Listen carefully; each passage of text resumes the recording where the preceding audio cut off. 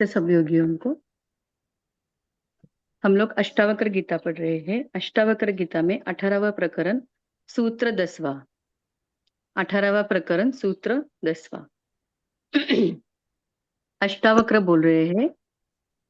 अष्टावक्र उवाच न विक्षेपो न च एकाग्रयम् नातिबोधो न मूढ़ता न सुखम न च वा दुःखम् उपशान्तस्य योगिनः न विक्षेपो न च एकाग्रयम् नातिबोधो न मूढ़ता न सुखम न च वा दुःखम् उपशान्तस्य योगिनः। अपशांत हुए योगी के लिए न विक्षेप है और न एकाग्रता है, न अतिबोध है और न मूढ़ता है, न सुख है न दुख है। अपशांत हुए योगी के लिए न विक्षेप है और न एकाग्रता है, न अतिबोध है और न मूढ़ता है, न सुख है न दुख है। हरिओम।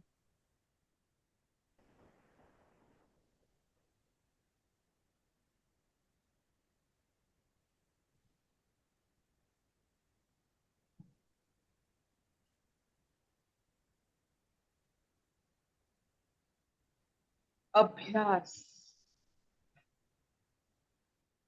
कोई भी चीज की अभ्यास हम करते हैं, कब तक करते हैं? जब तक वो एफर्टलेसली, मतलब बिना कुछ उसमें। एफर्ट का हिंदी क्या होता है? प्रयास। प्रयास। अभ्यास कब तक करें? जब तक जो भी कर्म करते हैं उसकी प्रयास की और जरूरत नहीं पड़ता। We practise till it becomes effortless.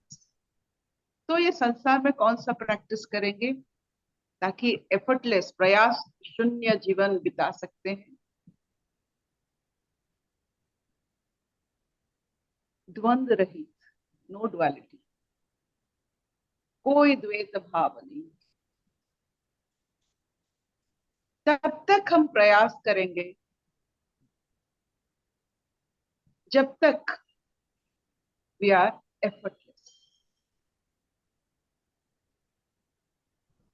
संसार में ऐसे हम चलेंगे कि लगेगा नहीं कि इसके लिए बहुत हम जोर जबरदस्ती प्रयास कर रहे हैं। तो इसमें क्या मिलती है? शांति नहीं, प्रशांति। शांति में अशांति थोड़ा बहुत रहता है क्योंकि उसका एक ऑपोजिट है। शांति का ऑपोजिट अशांति है। हर्ष का ऑपोजिट दुख हो सकता है। तो कहां तक हम अभ्यास करें जिस अवस्था में और कोई ऑपोजिट ना हो? So easy. तो शांत को कहां तक ले जा सकते हैं जहां उसकी कोई विपरीत ना हो? शांति को वहां तक लेंगे, प्रशांति तक, जहां प्रशांति का कोई विपरीत नहीं है। प्रशांति का विपरीत अशांति नहीं हो, शांति का विपरीत प्रशांति है। ईश्वर का कोई विपरीत नहीं है, ब्रह्म का कोई विपरीत नहीं है। वहां तक जाना है जहां कोई विपरीत ना हो।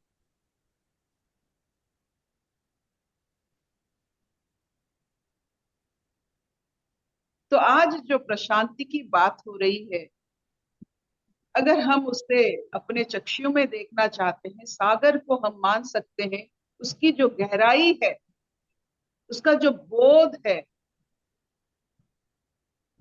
मुझे बताइए सागर का विपरीत क्या हो सकता है?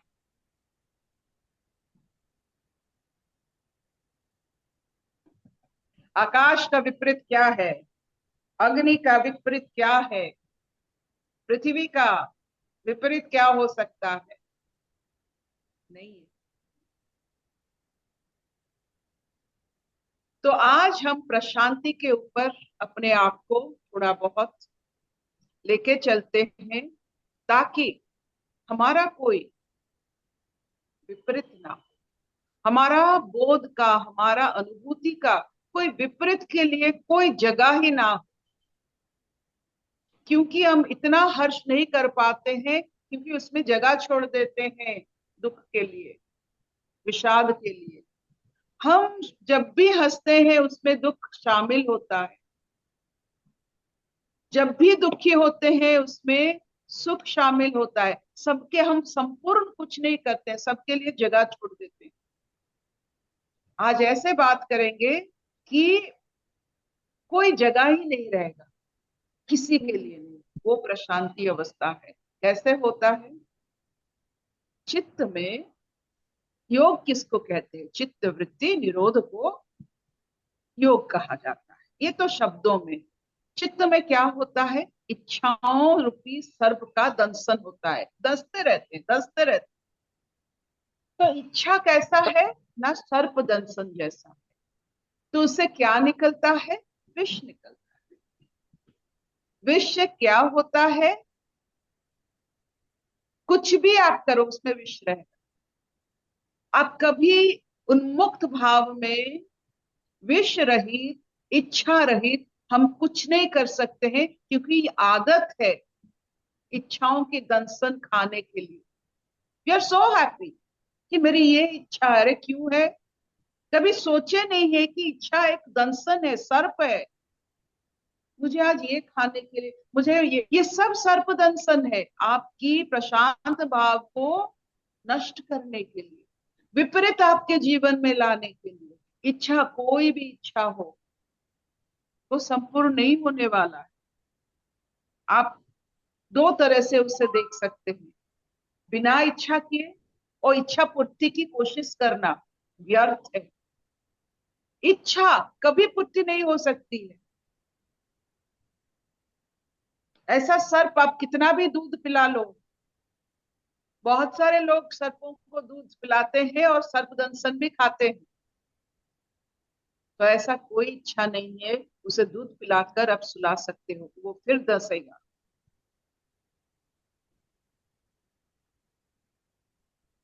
तो इच्छा जो होती है, इसके बारे में थोड़ा और खुलासा करेंगे। वो होता क्या है? आपकी नादानियां।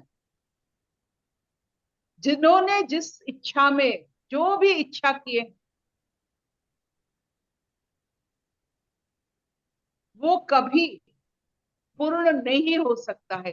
किसी की इच्छा वासना यहाँ पूर्ण नहीं होता है, ये दलदल है। इच्छा वासना स्थिर नहीं होता है, पृथ्वी की तरह, माँ धरती की तरह नहीं होता है, वो दलदल होता है। आप मुझे बताइए, दलदल में आप स्थिर कैसे रह सकते हो?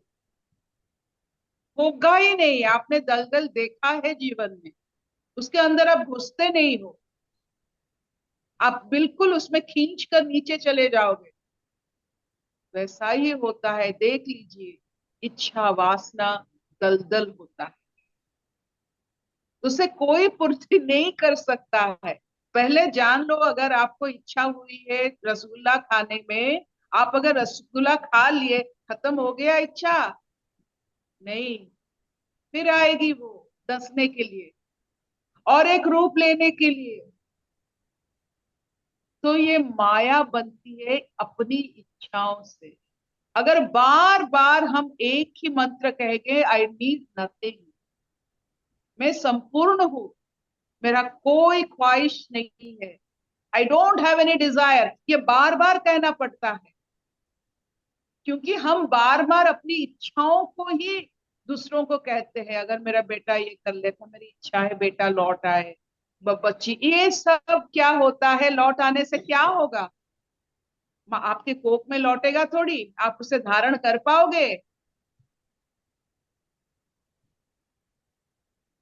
तो एक बार बच्चा बाहर निकला तो वो बहिर्मुखता, मत, वो बाहर के लिए बन गया, आपकी कोख में नहीं रहेगा वो। ये असंभव है।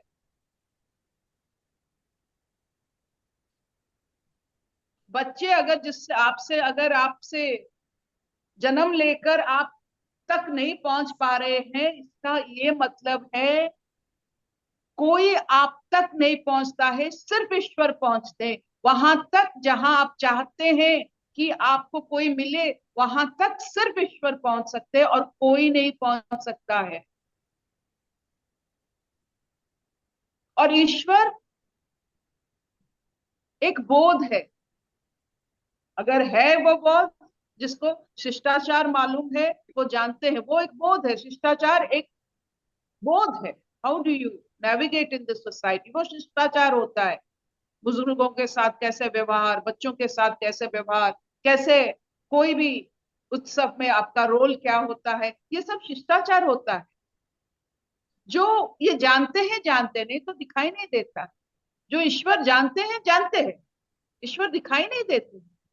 ये जब आप जान लेते हो, जहां तक आपका सब अपूर्ण ख्वाहिश जो भी है, वहां तक सिर्फ ईश्वर पहुंचते हैं और कोई नहीं पहुंचा। धन संपत्ति, आपकी मान सम्मान वहां तक नहीं पहुंच पाएगा जहां तक ईश्वर पहुंच पाएंगे। तो क्या करे अभी? वो एक ऐसे तत्व है, आपकी हर खालीपन को, हर इच्छा को, हर आपकी जो भी आप करते हो, वही सिर्फ वहां तक पहुंचकर आपको प्रशांत होने की शिक्षा दे सकते हैं, और कुछ नहीं। जितना ईश्वर उतना प्रशांति, जितना इच्छा है उतनी अशांति। देख लीजिए।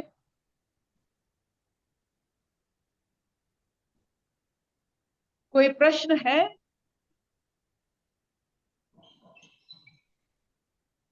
गुड मॉर्निंग शांता जी। उठ गए?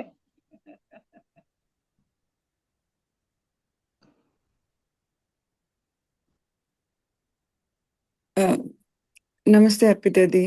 अ, जितनी इच्छा है उतनी प्रशांति है, तो इच्छा को रोकना चाहिए कि इच्छा को क्या क्या मतलब उसकी गति कैसी होनी चाहिए? का सर्पदंशन जैसा होता है, वो विषधारी होता है।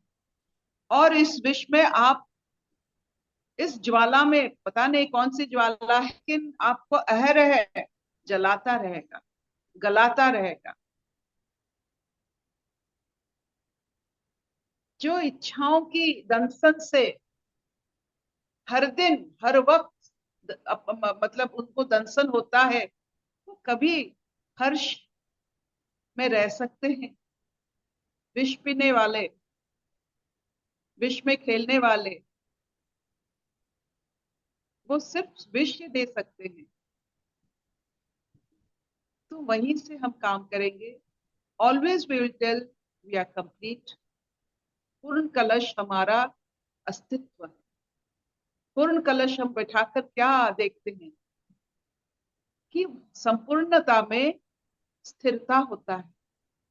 थोड़ा भी कलश में अगर जगह है तो उसमें आप डाल सकते हो, तो वो जल अस्थिर हो जाएगा जब आप डालोगे। सिर्फ संपूर्णता में स्थिरता।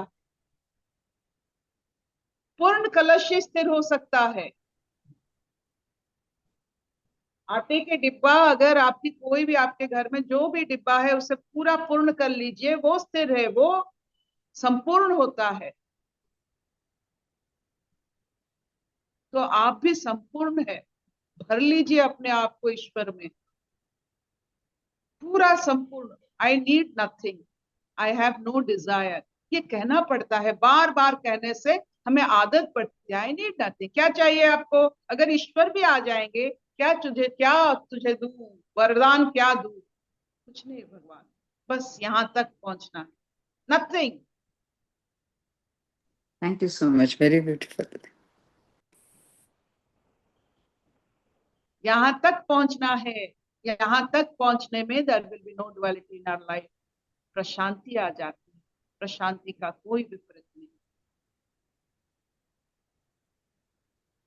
अशतो मां सद्गमय, तमसो मां ज्योतिर्गमय, मृत्युर्मां अमृतंगमय।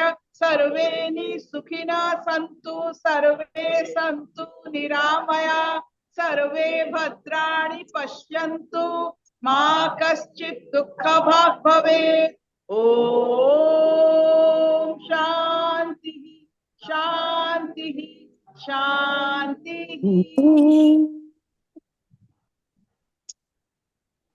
भरे हुए कलश छलकते हैं, तो हमारा छलक होनी चाहिए। भरे हुए कलश, ज्योति कलश छलके,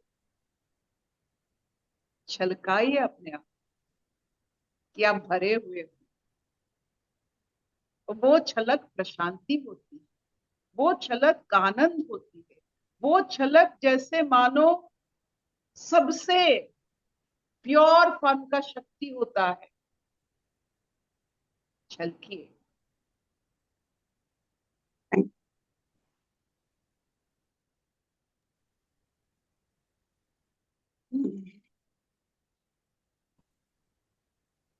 Mm.